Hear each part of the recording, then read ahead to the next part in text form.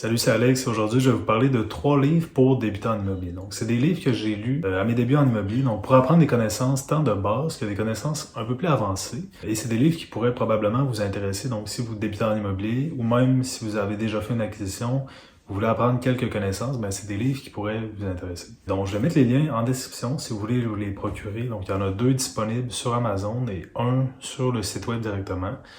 Ce qui est intéressant, c'est qu'il y en a 2 qui sont des livres écrits par Ghislain Larochelle, donc qui est un investisseur québécois. Donc, c'est vraiment propre au marché québécois. Donc, à ce niveau-là, c'est intéressant. Il y en a un qui est écrit par un auteur américain. Donc, celui-là est un peu moins focalisé sur le secteur québécois, mais il est quand même assez intéressant pour apprendre des connaissances en immobilier en général. Je vais vous présenter brièvement ces 3 livres-là. Donc, comme j'ai dit, les liens vont être en description. Je vais les résumer brièvement, dire les points principaux. Et à chaque semaine, je vais parler d'un nouveau livre, donc qui parle de l'immobilier et plus précisément de l'immobilier au Québec. S'il m'a intéressé ou pas, de quoi il traite, s'il pourrait vous aider, vous, en immobilier. Le premier livre dont je vais vous parler, c'est L'immobilier à portée de tous, qui est un livre de Ghislain Larochelle, qui est un livre assez de base, assez court, donc qui fait environ 200 pages. Il se lit vraiment rapidement, donc je pense que je l'ai lu en 2 jours. Et il est très intéressant pour vraiment couvrir tout ce qui a trait à l'immobilier pour quelqu'un qui commence, donc pour quelqu'un qui veut apprendre la base.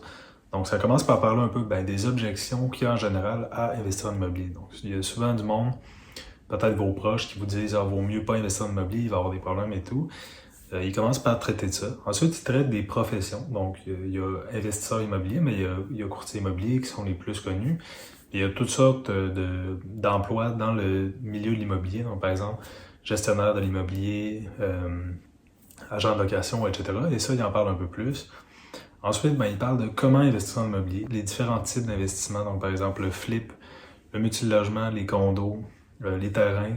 Puis, il y a une section spéciale qui explique comment construire sa maison en 10 étapes. Donc ça, c'est assez intéressant. Ensuite, il parle des étapes pour acheter un immeuble. Donc, il y a plusieurs étapes à suivre et il parle de ça de façon très détaillée. Et à la fin, donc vers la fin, donc le dernier chapitre, il parle de nouveaux types d'investissements immobiliers, des investissements un peu plus créatifs. Donc, par exemple, des maisons containers, qui sont un nouveau type de maison assez populaire en Asie. Donc, c'est des tout petites maisons qui sont vraiment pas chères et qui permettent, surtout dans les grandes villes, avec une petite superficie, de fournir des logements pas trop chers, quand même intéressant. Il parle aussi de mini-maisons, ce qui est un investissement plus de type chalet locatif, donc il en traite un peu dans ce livre-là. Donc, L'immobilier à portée de tous, un livre vraiment intéressant pour débuter en immobilier et aussi pour finir ses connaissances. Donc, si vous en avez un peu, vous voulez en apprendre un peu plus, c'est un livre très intéressant qui se lit bien, c'est bien écrit et ça coûte pas très cher. Donc, je vais mettre le lien en description, juste en bas. Deuxième livre dont je veux vous parler, c'est Devenir investisseur en 80 jours. Donc, j'en avais déjà parlé un peu plus dans une vidéo que j'avais publiée il y a déjà 2 ou 3 mois sur 5 livres à lire pour entrepreneurs. J'en avais parlé, j'en parle encore aujourd'hui. C'est un livre très intéressant. Ce qui est le fun avec ce livre-là, c'est encore le même auteur que L'immobilier à portée de tous, donc Ghislain Larochelle, qui est un investisseur immobilier au Québec. Ce qui est le fun avec ce livre-là, c'est que, dans le fond, c'est en 90 jours, il y a 90 actions à faire à tous les jours pour s'approcher de son investissement immobilier. Donc, par exemple, si on regarde là, la première action, le jour 1, ça serait de définir vos objectifs. Donc, je ne sais pas si vous pouvez voir, je vais vous montrer. Donc, définir vos objectifs. Okay? Et ensuite, il y a toujours une section qu'on peut écrire nos objectifs. Donc, c'est vraiment axé sur le concret. Donc, par exemple, ici, il nous dit « Action à réaliser ». Indiquez quels seraient vos objectifs en immobilier. Donc, par exemple, faire 15 000 après 5 ans, 20 000 après 6 ans, etc. À chaque action, il y a des tableaux comme ça, des lignes pour écrire. Donc, c'est le fun pour vraiment... si vous n'avez pas encore fait votre premier investissement immobilier, c'est intéressant de suivre chacune de ces actions-là. Si je me rends par exemple au jour 9, au jour 9, ça serait dans quelle région souhaitez-vous investir? Si on regarde ici, je ne sais pas si vous pouvez voir à l'écran. Et donc, c'est comme ça, à chaque jour, il y a une action différente et il parle un peu comment guider votre action en fonction de ce qui vous intéresse, en fonction de vos objectifs, en fonction de vos ressources. Là encore, un livre très intéressant. Lui aussi, je vais mettre le lien en description. Le troisième et dernier livre dont je vais vous parler, c'est The Book on Rental Property Investing de Brendan Turner. Donc, Brendan Turner, c'est un auteur assez connu aux États-Unis, donc un investisseur aux États-Unis. C'est sûr, le livre, lui, traite un peu moins spécifiquement du marché québécois. Donc, à ce niveau-là, il y a des détails qui font en sorte que ça se ressemble un peu moins, surtout au niveau, par exemple, de la mise de fonds, des impôts, etc., des façons qu'on peut investir, du financement. Ça va être différent un peu aux États-Unis qu'au Canada, mais c'est intéressant quand même d'acquérir des connaissances à ce niveau-là.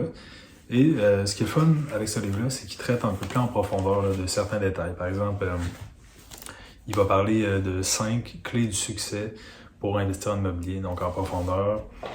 Il va parler de 10 membres que vous devriez avoir dans votre équipe pour avoir du succès en immobilier. Il parle des types de propriétés que vous pouvez louer, et ça, ça se ressemble beaucoup aux États-Unis et au Canada. Il va parler de l'importance de l'emplacement, donc qui est probablement le plus important lorsqu'il est en investissement immobilier, et il en parle vraiment en profondeur, et ça, ça se ressemble. Il va dire, par exemple, dans un quartier plus pauvre, il vaut mieux faire attention. Quartier riche, quartier en haute demande, donc etc. Et ça se ressemble, peu importe, États-Unis ou Canada, ça se ressemble. Ensuite, une section qui est très intéressante, il va parler de 16 astuces pour négocier un prix. Donc pour vraiment avoir une offre d'achat qui est acceptée, il parle de 16 astuces très intéressantes. Cette section-là est particulièrement intéressante. Juste pour cette section-là, le livre en vaut la peine. Et enfin, il va parler aussi de stratégie de sortie. Donc, si on manque notre investissement, par exemple, et que, là, on s'avère à perdre de l'argent, qu'est-ce qu'on peut faire pour se sauver de ce mauvais deal-là? Que ce soit, par exemple, de trouver une façon d'être rentable. Donc, par exemple, en ajoutant un logement, en louant un peu plus cher, en changeant de type de location, donc moyen terme, long terme, court terme, ou en vendant tout simplement, ce qui n'est pas l'idéal, mais il va parler un peu de tout ça. Donc, là encore, un livre très intéressant. Donc, voilà pour les 3 livres que je vous recommande de lire si vous vous intéressez à l'immobilier, donc que vous commenciez ou pas. Si vous n'êtes pas quelqu'un qui aime lire tant que ça, je pense qu'il y en a quelques-uns qui sont disponibles en audio. Donc, à ce moment-là, il y a moyen de faire ça.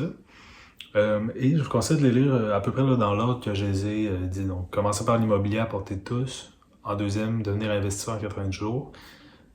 Et pour finir, le troisième, qui est plus aux États-Unis. Donc, comme j'ai dit plus tôt, à chaque semaine, je vais faire une nouvelle vidéo que je vais parler d'un livre. Donc, à chaque semaine, je vais lire un livre sur l'immobilier, plus spécifiquement au Québec. Donc, aujourd'hui, j'en ai parlé d'un aux États-Unis, mais je pense que notre réalité géographique et certaines distinctions au niveau de la mise de fonds, du financement, etc., fait en sorte que c'est plus intéressant de lire des livres vraiment écrits par des investisseurs québécois. Donc, ça va être plus de l'information un peu plus pertinente à ce niveau-là. Donc, à chaque semaine, je vais publier une nouvelle vidéo et je vais vous parler d'un livre, donc s'il m'a intéressé ou pas. Et bien, vous, parallèlement, ça va vous donner des idées. Donc, si vous voulez en apprendre un peu plus sur un secteur en particulier en immobilier, vous allez pouvoir acheter ce livre-là et le lire. Donc, sur ce, j'espère que vous avez apprécié la vidéo. N'hésitez pas à écrire en commentaire si vous avez d'autres idées de livres que je pourrais lire puis que je pourrais parler sur ma chaîne, ou ce que vous voulez partager, mettez ça en commentaire. N'hésitez pas non plus, si vous avez apprécié ces livres-là, à mettre un petit like sur la vidéo. J'apprécie fortement. À vous abonner à ma chaîne pour plus de contenu sur l'immobilier notamment. Et puis sur ça, je vais vous souhaiter une très bonne lecture et à la prochaine pour une autre vidéo.